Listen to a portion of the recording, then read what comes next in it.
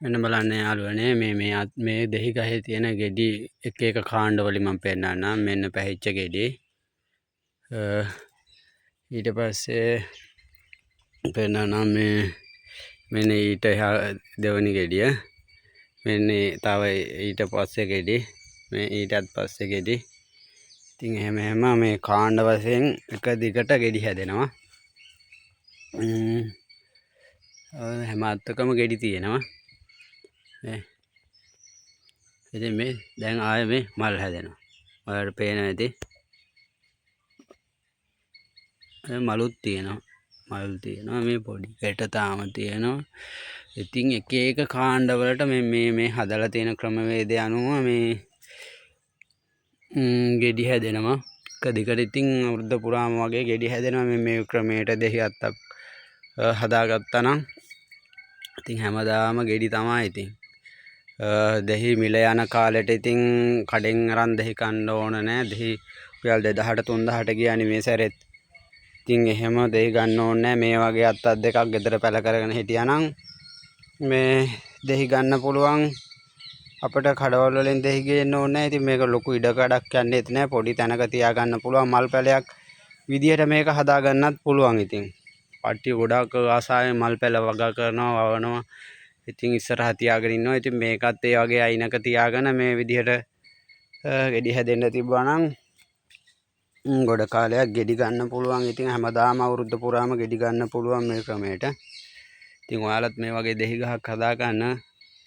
එතකොට 2000ට 3000ට දෙහි අරගෙන කඩෙන් කන්න ඕන නැහැ.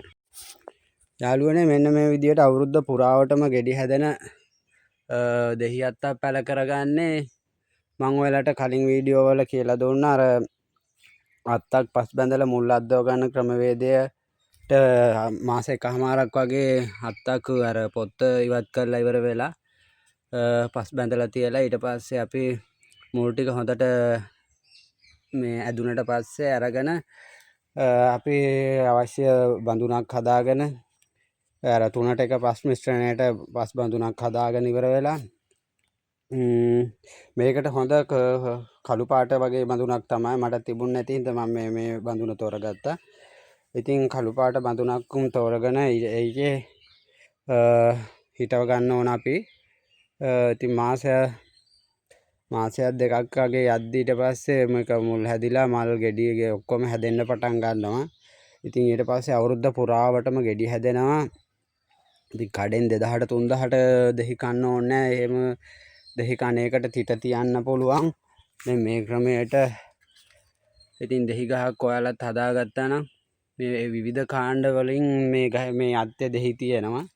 ඒ කියන්නේ ඉතින් එක දෙකටම අපි මේට දෙහි ගන්න පුළුවන්. ඉතින් හැමදාම ඉතින් ඔයාලත් මේ ක්‍රමේ try කරලා බලන්න. ඉතින් මල් හිටවනවා වගේම මේ අත්තත් මේ විදිහට පැල කරලා අපට ලොකු ඉඩ කඩක් නැතුව තියන්න පුළුවන්. ඕනම තැනකින් තියාගන්න පුළුවන්. ඉතින් වැඩි ඉඩ කඩක් ඕනත් නැහැ. ඉතින් ඒ හින්දා මම කියන්නේ ඔයාලටත් මේ ක්‍රමේ try කරලා බලන්න කියලා.